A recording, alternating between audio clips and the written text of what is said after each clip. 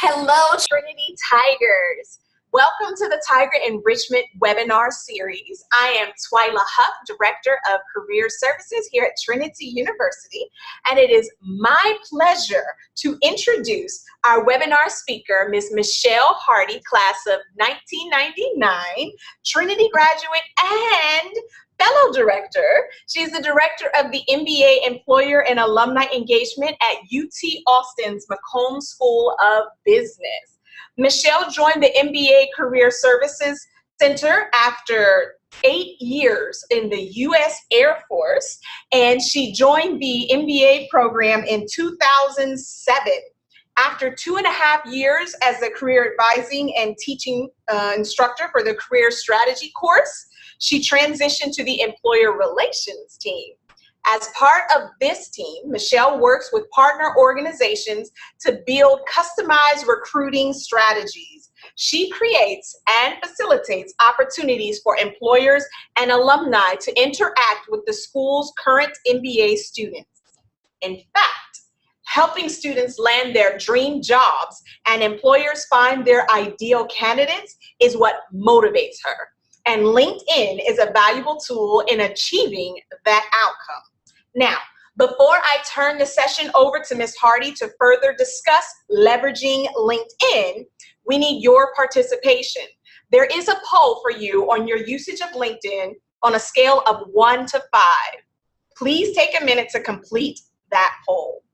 Also, feel free throughout the webinar to submit any questions that you have so that Ms. Hardy can address those questions at the end of the webinar as time allows. She is happy to answer them at the conclusion.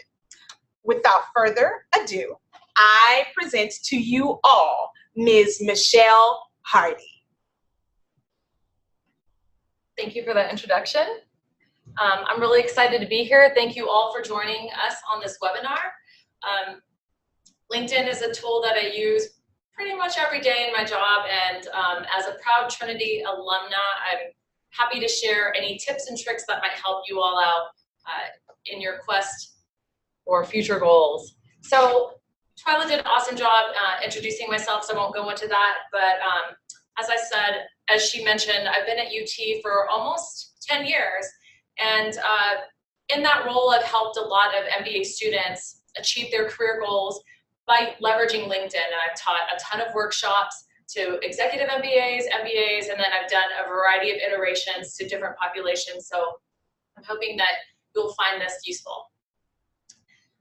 So there's a research study that I read that said that if you see something cute, that it helps you, it helps your memory with things coming after it. I'm not sure about the validity of that, but we'll try it here. And this tiger puts a smile on my face. So leveraging LinkedIn to get results. There are 3 major results that you can potentially get from LinkedIn, and I'm sure there's a variety of others, but I categorize them into 3 major buckets.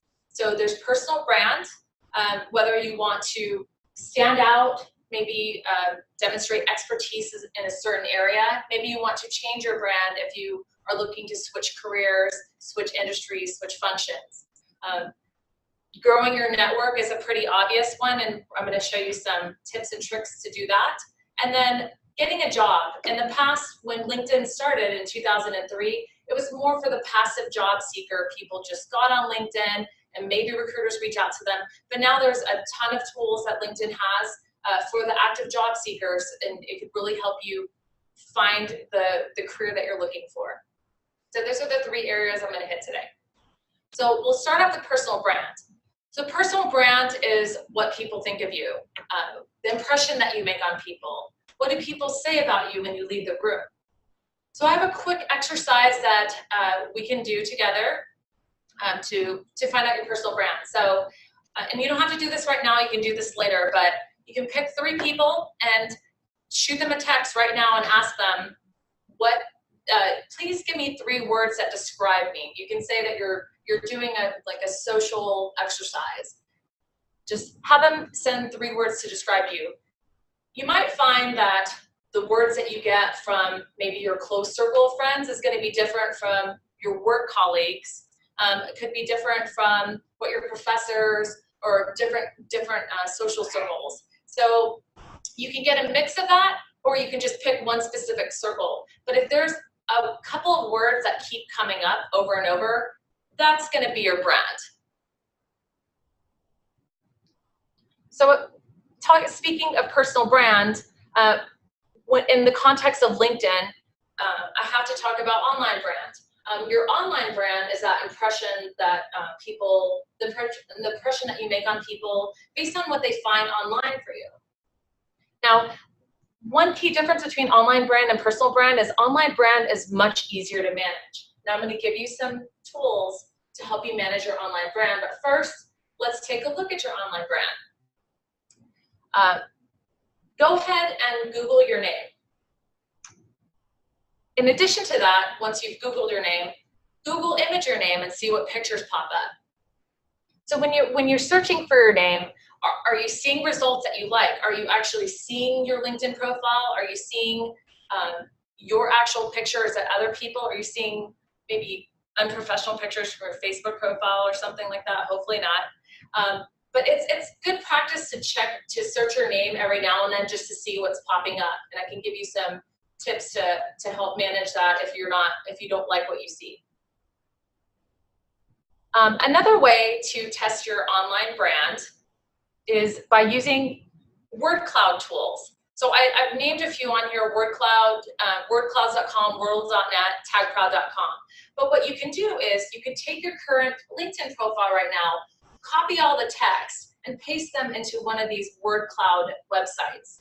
And what it's going to do is it's going to create a visual of the words that are associated with your name. So I just used an example here, and clearly this person is a technical computer science type person that's very analytical. So that's the online brand that's coming up for them when you look at their profile. So if you try it on your profile, what's going to come up? And this is also an effective tool down the road for your job search, which we'll come back to. So those are just a couple of exercises to check out your brand, both personal and online. So before we dig deep into LinkedIn, I would be remiss if I didn't mention any other versions of social media. So when you're searching for your online brand, what other social media pops up? Is your Twitter handle popping up? Is your Instagram? Is your Pinterest? If those other social media you're using in a professional manner, then it's great that they're popping up and you want that connected with you. But if it's personal, like say you're using your Twitter account to complain to airlines and talk politics, you probably want to disassociate your professional presence with your personal. So what I'd recommend doing is making those private or changing your handle so it doesn't match your actual name. So before we get started into the tactics, I would recommend going into your privacy settings. So if you go to the little icon of your picture, go to privacy settings, you might want to change the link, the sharing profile with your network to, every time you edit your profile, it's going to notify your network. So you want to turn that off, and that way you can privately, edit your profile, make it a superstar, and then you can turn that back on. Then once in a while, when you do change your profile, for instance, if you got a promotion, that is something that you would want your network to see. So you would want that sharing to be on. So you can use that sharing feature strategically, but if you're going to do a massive overhaul or makeover, then you want to turn that off. So going back to the online brand and consistency. So I took this alum, Bart's LinkedIn profile, and I looked at his Twitter profile. So you can see, number one, he has the same picture. So if an employer is looking for him, they're going to know that is him because that is the same picture, and that is great. And you'll also notice that his LinkedIn URL is his name. Now, I would recommend that if you haven't personalized your LinkedIn URL, make sure it is as close to your actual name as possible. If you have a common name, then I would recommend adding something to it, like say it's John Smith Marketing. If you're a student, John Smith 2018 or whatever you're going to graduate. But keep your name as intact as possible because that will help your Google page rank when people search for your name. It'll increase the chances that your actual LinkedIn profile is going to pop up. To try to keep it as close to your name as possible. If you do have to change your name, like add another moniker to it, then I'd recommend, if you're going to say use your Twitter in tandem with your LinkedIn profile, then change your Twitter handle to match that LinkedIn URL as well. I hope that makes sense. It feels weird not having like nods or the one-way communication. So the profile picture is very important. You're 40 times more likely to get your profile clicked on if you have an actual picture. And you are getting judged immediately. In 1/10 of a second, people are determining how trustworthy you are and how competent you are. And that is why I have what research shows is effective to convey that trustworthiness and competence. So making eye contact with the person taking the picture or showing your teeth when you smile, these are things that help increase that trustworthiness factor. Now, there's no hard, fast, and cut rules on LinkedIn profile pictures. If you're already working or you want to work into a more conservative industry, like say banking or financial services, then yes, you probably want to have the suit and the tie, the jacket, a very professional photo. However, if you're interested in working for a startup or a company that has entrepreneurial spirit, or tech company, or maybe you're a marketer or PR, then you can show a little bit more personality and have a little bit more fun with the photo. So don't feel like you have to be rigid in a suit staring straight ahead. It definitely depends on your industry that you're aiming for. So the activity that you do on LinkedIn can affect your online brand. And the reason why is because it shows to your network what you're doing. So for instance, I picked this alum, Matt Glazer. Hope he's okay with that. If you look at his activity, there's 6 articles that he has shared with his network.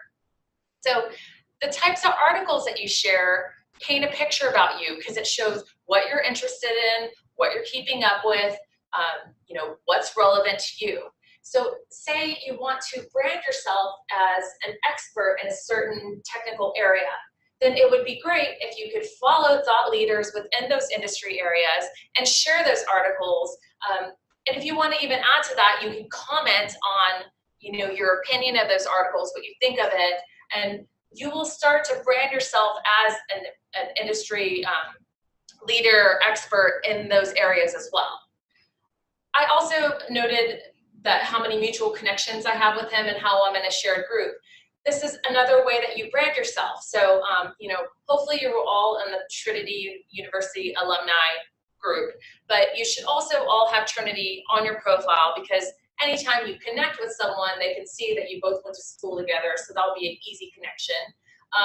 And then the more people that you have in common with someone, the more likely they will be to accept your requests. So for instance, if your dream company is Nike, then what I would recommend is reach out to Trinity alumni at Nike and one by one connect with them and get to know them. So once you establish a network of your Trinity network, say within Nike, then when you start reaching out to other people within Nike, and hopefully those are being referred to you by the Trinity alumni, they're going to see that you're already connected to 5 or 6 alumni, and then they're going to be more open to talking to you as opposed to someone that has no connections in common. I get connection requests pretty much every day, and if I have no one in common with someone, I'm less likely to accept their connection.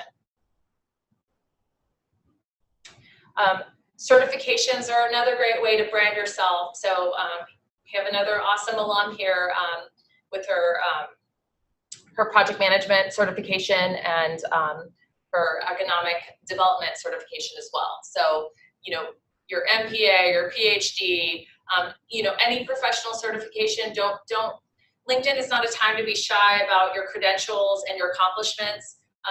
You want to put that out there so people can see that and people can find you. So if you're lucky enough to have a job title that's self-explanatory, you don't really have to get crazy with your headline. So Sarah, Director of People Operations, Asia Pacific Tech at Google, when she reaches out to people, people know why she's reaching out, and they know what she does, who she works for, and it's clear and it's obvious. And if you're a student and you have your student headline, again, if a student is reaching out to an employer, it's very obvious. So the people are going to be very open to reaching out to you. But sometimes you have a title that doesn't really do your job justice, or maybe it doesn't really explain what you do. Or if you're in the market to switching jobs or looking for other opportunities, then maybe you want to highlight only specific pieces of what you currently do versus what you're actually doing. So I pulled some creative headlines that I saw that I liked, but you can really get creative with this. So what I like about some of these headlines, like thought leader, innovator, entrepreneur, company founder, professional speaker, it is chock full of buzzwords. And buzzwords or keywords, these are the words that when recruiters are searching for candidates, when they're searching for passive candidates, they're putting these keywords in and they're looking for people that have that. And your headline is just as searchable as your summary, as your work experience. All of that is fair game. So every time you put a word in your headline, you have it in your description, you have it in your work experience, that is helping you get hits for when a recruiter searches for you. I can tell you firsthand, a Fortune 10 company reached out to me a few months ago, and I know literally it was because my job title. So we had a reorg and my title changed to Employer and Alumni Engagement. Having the word engagement is what got me the hit with this company. So this company was recruiting for an employee engagement role, and they found me through LinkedIn. My experience matches skills, but I was fast-tracked through an interview process solely because they already saw my skills. They already knew that it was a match. So it was more just cultural fit versus skills. So Dana's profile is an excellent example of using keywords. So if you look at her headline, which I would read, but it's too far away from my face, she's a senior VP of marketing, and then the tagline is awesome. It's full of keywords. And then if you look at her summary, it's succinct, it's precise, and it also reiterates those keywords. So as you can see, like all of these keywords are definitely searchable from an executive headhunter firm that might be looking for someone in her field or industry. So this is a classic, awesome example of utilizing keywords in both your headline and your summary. So the summary is probably one of the most important parts of your LinkedIn profile, and probably the hardest, most annoying part to work on. But the reason why is because I know a lot of people think that LinkedIn is just an electronic version of your resume. And yes, LinkedIn does have your past job experience, that is true. But that is basically the only commonality. With LinkedIn, you want your profile to be more forward-facing. So instead of just reflecting what your past job experience was, you want it to look like what your next job is going to be. Because that's going to prime you for those recruiters that are searching for passive candidates online. So what I would recommend doing is looking for your dream job. What is your dream job down the road? Look at the keywords in that dream job. Drop them into a Wordle or a word cloud and see what words are standing up. And that's what you want your profile to look like. Those words you want in your summary, you want those as skills, maybe even in your headline. Now, you don't want to misrepresent yourself. So, obviously you're going to focus on transferable skills, right? But if you don't have those skills, then you know what to build up, so you can add that to your profile. But you want your LinkedIn profile to be forward-facing, like this is what your next role is going to be. It's going to position you for that next role. So here are some tips on having a really good summary. You want it to be interesting. You don't want it to be too long, not jargony, especially if you come from like a more technical type field.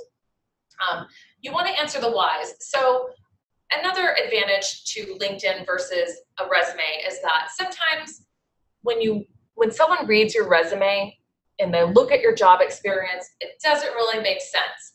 Why did you work for this company and then you work for this company and then you switch functions completely? Doesn't make sense. So your summary is your chance to explain the whys. to connect those dots. You can make it sound like every single move in your career was strategically done to get you to that next role. So people like to know why you took a job, what was interesting about it, and why you left. And obviously you want to keep it positive. You want to frame it positively. Some summaries that I've seen that I've really liked have a call to action. And they'll specifically say, you know, if you're interested in talking about X, contact me. If you're looking for this, contact me. So, you know, if you are so bold as to put a call to action on it, go for it. And like I mentioned, you want it to reflect your future goals.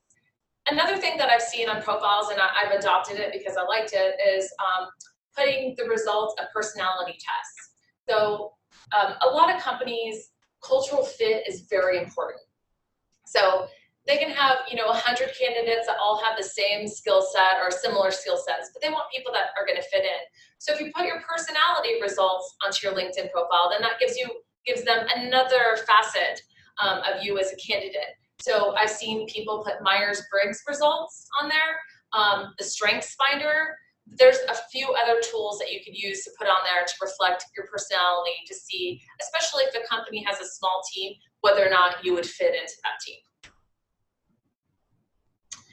So if you work for a smallish company or maybe a startup, or maybe you founded the company, you can definitely use the summary to tell your company's story.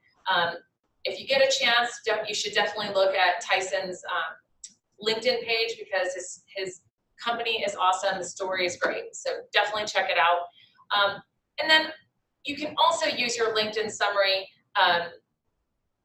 to do your professional summary, reflect on what you've done, what you've accomplished, and what you're doing now. And then one thing that I really like about Michelle's summary at the bottom is that she lists out her specialties.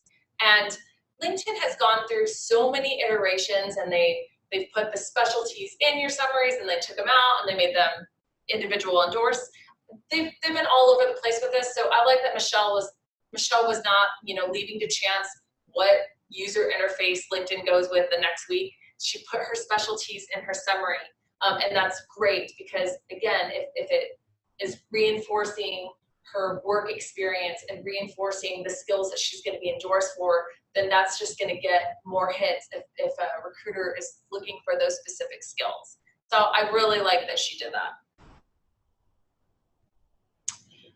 So the skills and endorsements. And this has changed over the few years. This is the latest iteration of it. What they've done, so right now, I'm sure if you've gone on LinkedIn, it will ask you about someone in your network. Does Paul have this skill?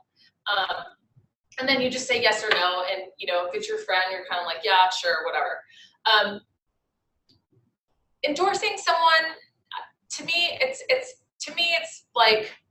like liking a Facebook post. It takes zero energy. It's no big deal. But you know, one like, no big deal. But if 100 people like something, then you're kind of wondering, maybe I should look at that. So you can actually help rebrand yourself with the skills and endorsements. And here's how you do it. So going back to your dream job, you look at that future job. Okay, this is my end goal. This is what I want, and these are the skills that I need for that job. So then what you do is you go to your closest 5 or 6 friends, and you say, hey, you know, my goal is to be, you know, a product manager, and these are the skills that I need to highlight. So can you endorse me in these skills? You just get 4 or 5 friends to endorse you in those skills, and then what happens is the algorithm picks up those endorsements, and it starts to snowball, because then it'll start automatically asking your network if you have those skills. So that is one way to rebrand yourself, by specifically picking out the skills that you want to highlight. Especially if you're a job switcher, if you're trying to switch careers or industries, then you can physically move up the skills you want to highlight and push down the skills that you don't want. And you can even take off skills that you don't want on there at all. So this is one way to rebrand yourself. So get people to, you know, endorse you in areas that you want to highlight. So I don't know how many of you have recommendations from people in your network, but when recruiters are looking at candidates who have applied for a job or if they've done a search, all the candidates that have recommendations have a thumbs up by their profile, which automatically differentiates them from others. So it's a really easy way to differentiate yourself as a candidate by getting recommendations. I suggest getting a recommendation, try to get a 360 view. So if you can get a recommendation from a former supervisor, former colleague, and then if you were a manager, a former employee, to try to get a whole view. And it's okay if you have recommendations from peers. It's actually a good thing because how many companies are looking for people that are good at teamwork, right? So it's okay to ask your peers to write a recommendation for you. And it's also good to give recommendations as well, because then you can, it helps demonstrate your writing skills as well. So be generous with recommendations and don't be shy about asking people for recommendations. But if you're going to do that, you obviously want to make it as turnkey as possible. So give them some bullets, areas you want them to focus on, maybe remind them of some projects you worked on together and what areas that you'd like them to emphasize. Just make it as easy as possible for them instead of, you know, giving them homework, basically. There we go. Okay, so in the past few months, LinkedIn has really focused on beefing up the alumni networking tools. And I think this tool is probably one of the most invaluable. So definitely recommend checking out the Trinity Alumni Network through the LinkedIn Alumni module. So the latest iteration of LinkedIn shows just a search bar. So you can just put Trinity University in there and then a bunch of hits will come up, but you want to hit the university tab. University tab will take you to the actual university page.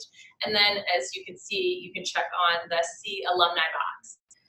When you check on the See Alumni box, it breaks the alumni out by geography, by industry, by function, and then you can drill down by doing individual searches in the search bar, or you can just click on one of those areas if you just want to dive deeper into a specific geographic region or a city or something like that. And don't forget to scroll over to the right. The first couple times I looked at it, I missed that whole second page. But make sure to scroll over the right to see the back end of, you know, where they've worked and that sort of thing.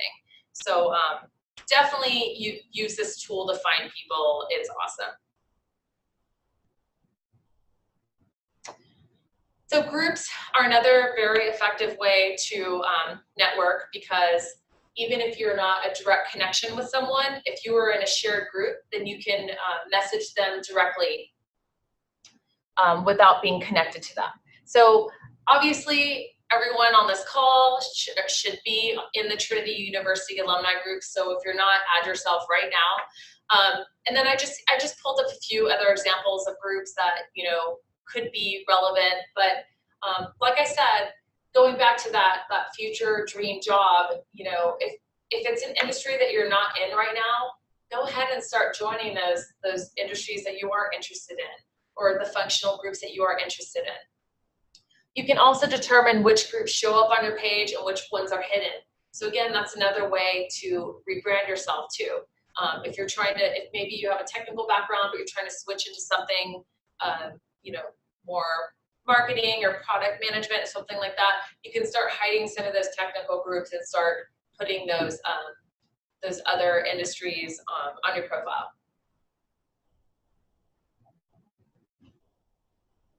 So a lot of people ask me whether it's worth getting the premium subscription to LinkedIn, which is what I do have, you know, versus just doing the free version. Now, one of the reasons why I like premium is because I can reach out to anyone, you know, anyone in the LinkedIn universe that I want to. And as part of my job, I do a lot of business development. So it's key that I can just reach out to people cold. There is a loophole though, and it's the mobile app. So if you don't have the LinkedIn mobile app, I definitely recommend downloading it right now. And through the mobile app, you can message anyone on LinkedIn for free without having a premium subscription. And I'm going to show you how. So I pulled up a profile of someone I'm not connected to, which I need to connect to her. Actually, she was in my class. I don't know why I haven't connected yet. So I'm on Michelle's page through my phone, and then you see those three little the ellipses up there at the top. You click on that, and then you'll get this menu. And what I recommend doing is personalize the invite. Because if you just send the invite, it's just going to send the generic connection message, which is going to be my next slide, which is what I recommend not doing. But this is the loophole. Do not subscribe to premium if the only reason why you're doing it is to connect with anyone, because you can do it through the phone until LinkedIn, decides to kill that feature. Don't tell them I told you. So now that you found all these awesome alumni through the alumni network or through the groups, obviously you want to reach out to them. And a lot of people, don't know, what should I say or how am I connecting? I'm just going to give you some of the common pitfalls because, again, I live in this website every day. So the first one, it's not the worst pitfall ever, but that's just the generic message that sends if you just connect to someone. If it's someone that you work with, someone that you know well, I'm sure they're fine with it. If it's someone that you do not know at all, to do the generic is probably one of the worst things you can do, because it shows that you took no time, no effort, you're not giving them any context, you're not giving them any reason to accept you because they don't know you. So definitely do not recommend the generic for someone you do not know. So the second box, I see you're connected to Mr. Smith, could you make an introduction? The problem with this request is a lot of times that's the first connection I get from someone that maybe I haven't heard from in like several years. So if your first contact with someone is asking them to do you a favor, that's wrong. What you want to do is you want to warm up that lead. You connect with them. Hey, it's been a long time. What have you been up to? Do a little back and forth. Then you can ask for the favor. But you don't want to lead with the favor ask. Third one, pretty obvious with the typo. And we have had a student misspell FBI. So it happens. So just make sure that you double check your request, because that's a major turnoff. And then finally, especially if you're making a lot of requests, if you're on a job hunt or job search, putting the wrong company name if you're doing a copy and paste. So just be very careful, and I've been guilty of it. It's embarrassing, but just gotta move on. Okay, so here are some other examples. I joined your webinar on LinkedIn. I'm a junior at Trinity, I'd like to stay in touch. That's kind of my key phrase, let's stay in touch, or I'd like to stay in touch. It's really saying the exact same thing that LinkedIn says, but it's just putting a little, it's my version of it. And then this is a technique that I've seen a couple of my MBA students do effectively, is they've followed executives on Twitter and then moved that relationship to the next level on LinkedIn. So I thought that was really cool. And we actually had a student land an interview by warming up a CMO of a tech company on Twitter. So he started following this guy, and then he retweeted him a few times, and then they just kept, and then the CMO started following him back, and then when a position opened, he reached out via Twitter, and then he got a job interview. So I thought that was pretty cool. But I like moving the Twitter relationship to LinkedIn to keep it in that like uber professional realm.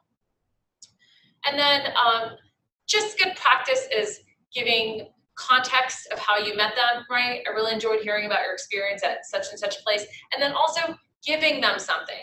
So a lot of times when people are reaching out on LinkedIn, they want something from you. But for you to offer something to them, like, oh, I read this article and I thought of you, based on your talk, I thought you might want to see this or something like that. Anything that you can offer someone, or, if there's someone you think that they'd like to connect with, like offer, give them something, people appreciate it. And then again, just always giving them that context. Now I will say this, if you send an invitation to someone and you personalize it, once they accept your invitation, that message disappears. So if you put that context in your invitation message, then they don't ever have that as a reference of how you met. And there's been a few people that I've connected with, and I cannot remember how I met them because we had that conversation in the invite. So I definitely recommend after after you've been accepted and you're connected, at least have one more follow-up that reminds them of the context of how you met, especially if it's someone that you know is meeting a ton of people.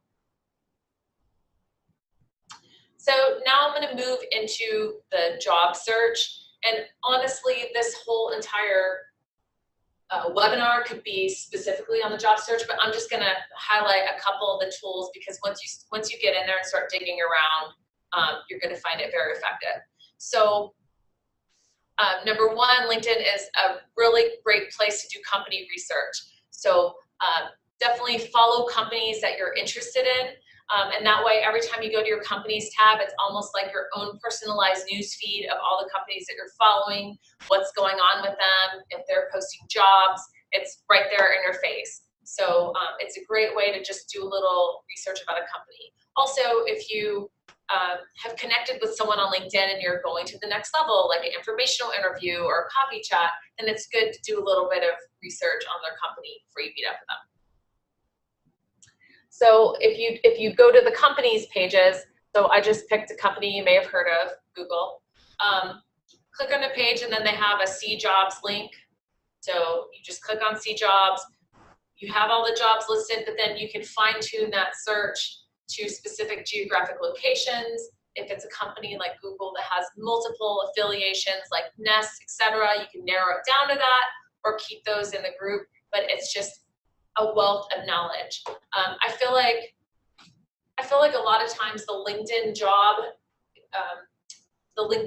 tab is a lot more intuitive and easy to navigate than the actual career pages on companies' websites.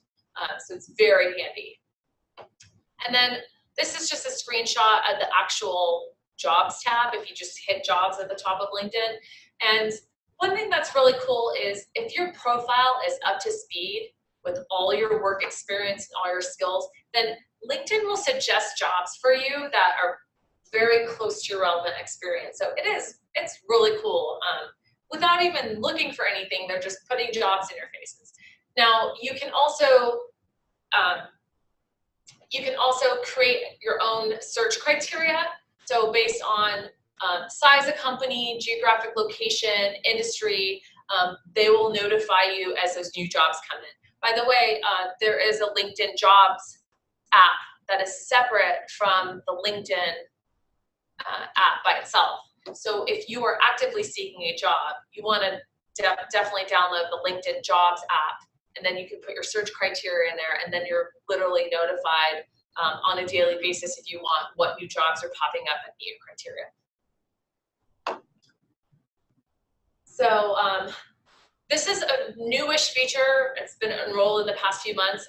It's landed in different places, but if you go to your privacy settings, once again, privacy, there's a job seeking section.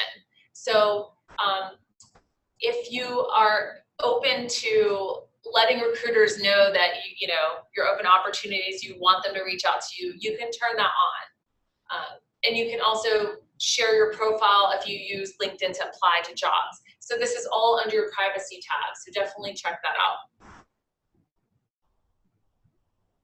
Okay, so this is, I'm going to end with this last tip or trick, because when I found out about this, I was really excited, and I don't think a lot of people know about this, but you can export your LinkedIn contacts to Excel. And I definitely recommend doing this because then you can keep track of conversations that you had in an Excel spreadsheet, especially if you're actively networking for a job. So you can keep track of all your conversations and follow-ups, etc. Okay, so let's see if I can see. So they just changed it, so I had to relearn it this morning right before this presentation. So what you want to do is you go to My Network at the top of your page. So I put the arrow up there, click on My Network. Then you'll see on the left-hand side your connections. So you click on the See All. And then once you're on this page, manage your contacts. So you click on that. And then you'll click on Select All. And then Export Contacts. And this is kind of complicated on purpose because they don't want you to do this. Okay, so once you export contacts, so This screenshot says download, but really the initial one's going to say archive. This is one step ahead because I did it just before this presentation to make sure it worked. So you'll click on archive, and then a few minutes later, you'll get the button to download your contacts. And you download it, and it'll be a CSV file, and then you can save it as an Excel.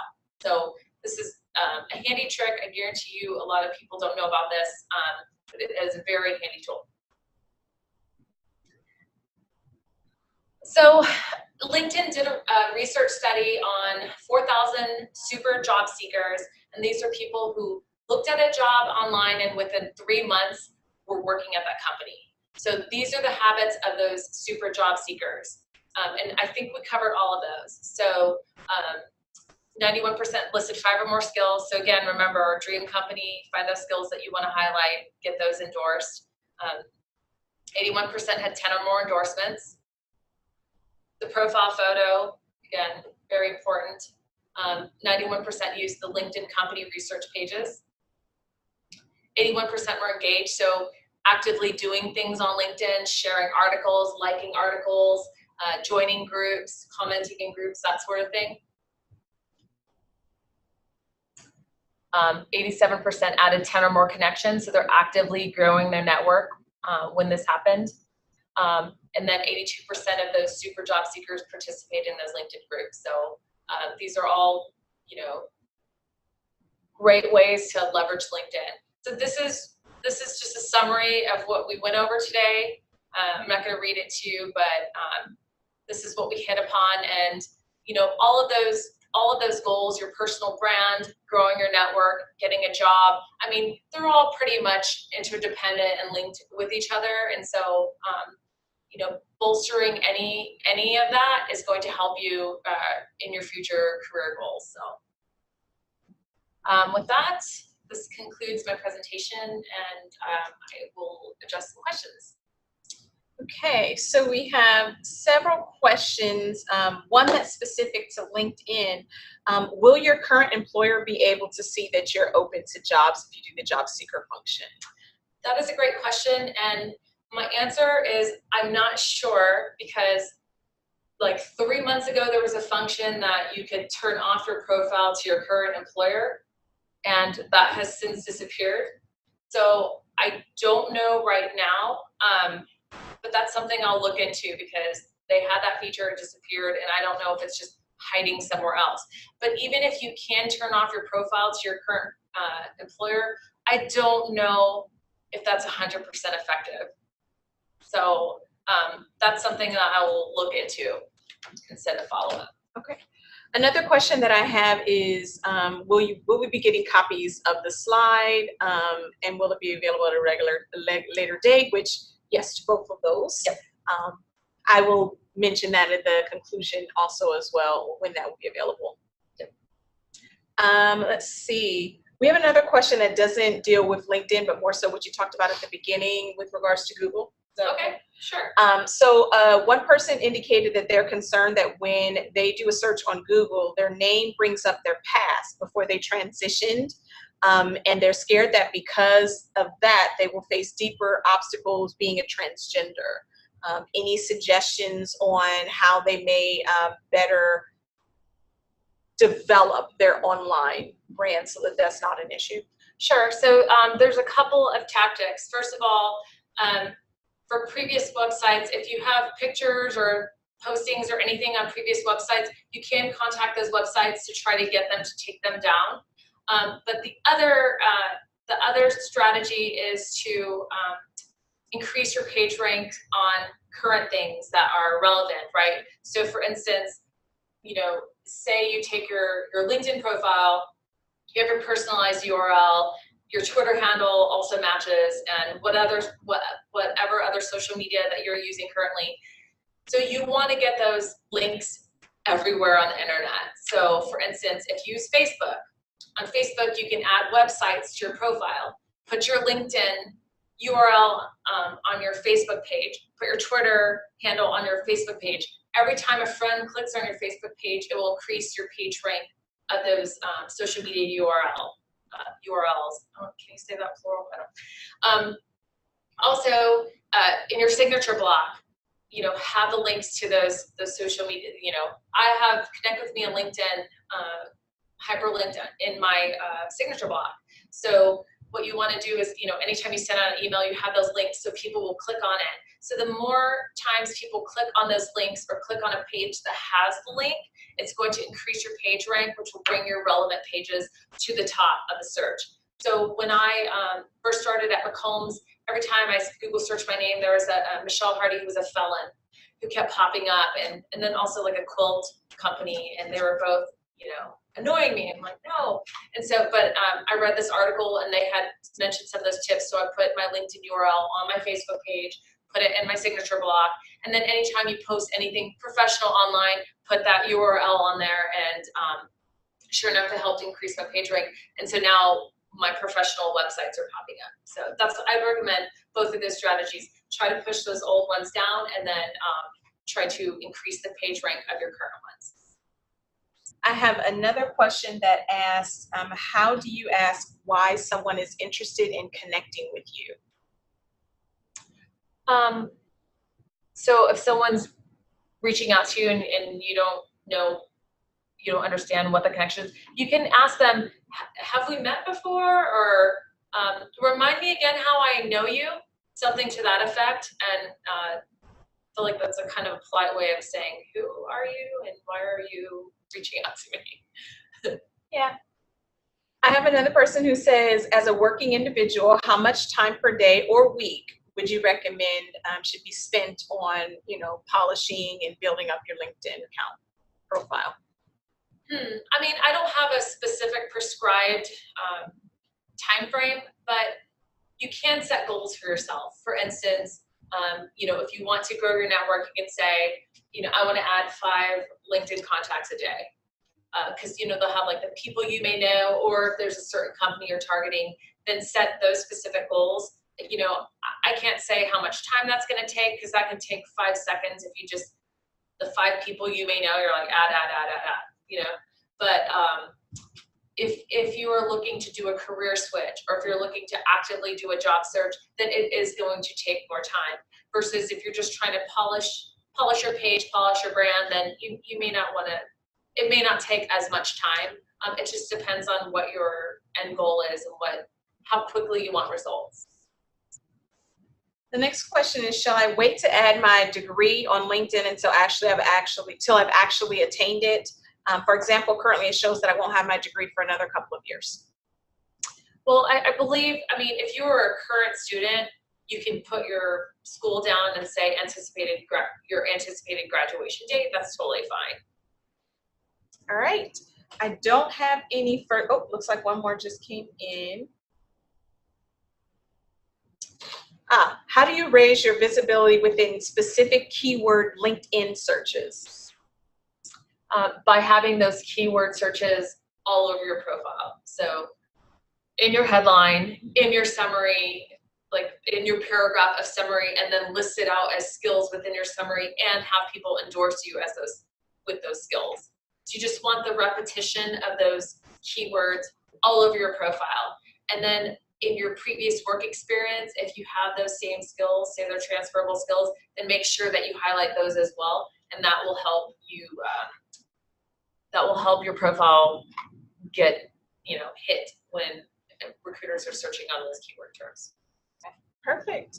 I don't have any further questions. So I want to thank you all, the audience, for attending today's webinar. I want to thank you, Michelle Hardy, for providing such awesome information.